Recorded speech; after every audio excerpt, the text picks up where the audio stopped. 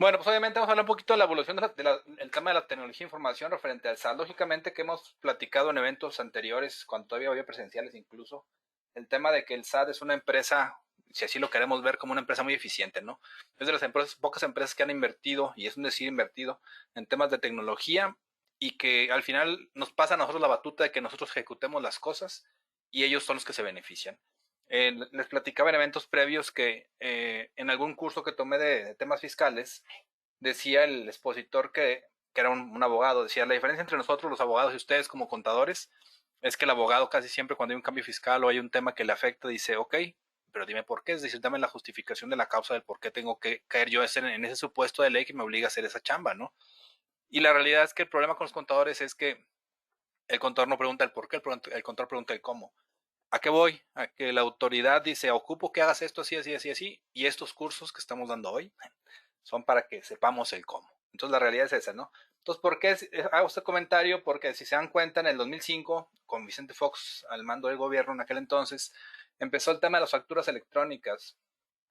La realidad es que en México, a partir de esa fecha, empezó la posibilidad de hacer CFDIs, perdón, CFD, que era comprobante fiscal digital. En México van muy avanzados en temas de factura electrónica, incluso de otros países vienen y investigan con Hacienda y con los temas de las autoridades para ver qué estamos haciendo. Sin embargo, el gobierno, a pesar de tener un sobrecontrol, ha estado buscando cómo hacer más eficiente el tema de la recaudación y obviamente de la automatización del tema de los impuestos. Eh, en el caso de los países de primer mundo casi no hay informalidad, tal vez por eso no se requiere tanto control. En México, lógicamente, que hay mucha, y tal vez por eso se está haciendo, atacando más en este caso, a los clientes cautivos, que si así los podemos considerar, que son los contribuyentes que sí pagan impuestos, y sobre eso se está trabajando ahorita. El tema de factura 4.0 no es la excepción, y lógicamente que vamos para allá. Entonces, en México ya se está timbrando actualmente facturas electrónicas, complementos de pago, ingresos, egresos, nóminas. Incluso hace poquito empezó el tema de los traslados más eficientemente. Entonces, anteriormente, como platicamos, en el 2005 se hacía la factura electrónica, se le pedían al SAT folios y el SAT nos entregaba folios y nosotros podíamos registrarlos en el sistema comercial para que el sistema comercial emitiera las facturas una a una, lógicamente. Después, en el 2011, dijo la autoridad, ¿sabes qué? Ya no me gustó estarte dando folios, prefiero que ahora me pidas de uno por uno. Y no sé si se acuerdan que cuando platicamos en aquel entonces de estos temas, decíamos, oye, autoridad, a mí se me hace que no vas a tener la capacidad para poder hacer tantas facturas en este caso en tan poco tiempo. Y dijo la autoridad, no, es que yo no lo voy a hacer. Lo que tú no entiendes es que voy a crear a terceras personas que se denominaron como PACs, que son proveedores autorizados de certificación, para que ellos hagan el trabajo. Y tú al final de cuentas tienes que asociarte con uno de ellos, y me refiero al tema de comprarles timbres, para que al final puedas cumplir con mi requerimiento que era CFDI. Le gustó tanto el tema del CFDI que en el 2014 creó el CFDI de nóminas, donde también se tenía que timbrar la nómina, sin embargo lo hizo muy genérico. En el 2015 dijo, ¿sabes qué? Ya tenemos nóminas, tenemos facturas emitidas, facturas recibidas, pues mucha de la contabilidad, y no sé si sea el 70%, ya la tenemos registrada en temas electrónicos. ¿Por qué no entonces hacemos que eso me lo mandes electrónicamente mes con mes? Y decía la ley en su momento que cuando veíamos contra electrónica tenemos que mandarle el catálogo de cuentas una vez o la primera vez, y cada vez que sufriera modificaciones habría que mandarle un catálogo actualizado. Como casi todas las empresas, pues obviamente mandamos un catálogo mensual. Y adicionalmente a eso, mes con mes tenemos que mandar la balanza de comprobación. Eso es la contabilidad electrónica. Hay un tema que a nadie le ha pedido actualmente, sin embargo es un tema que siempre se ha dicho y está en el Código Fiscal, que dice que en cada operación hay que agregar el folio fiscal digital que le corresponde. ¿Y a qué se refiere eso? Se refiere a que cuando yo hago la póliza, en cada renglón tendría que ponerle el folio fiscal que le corresponda a ese renglón.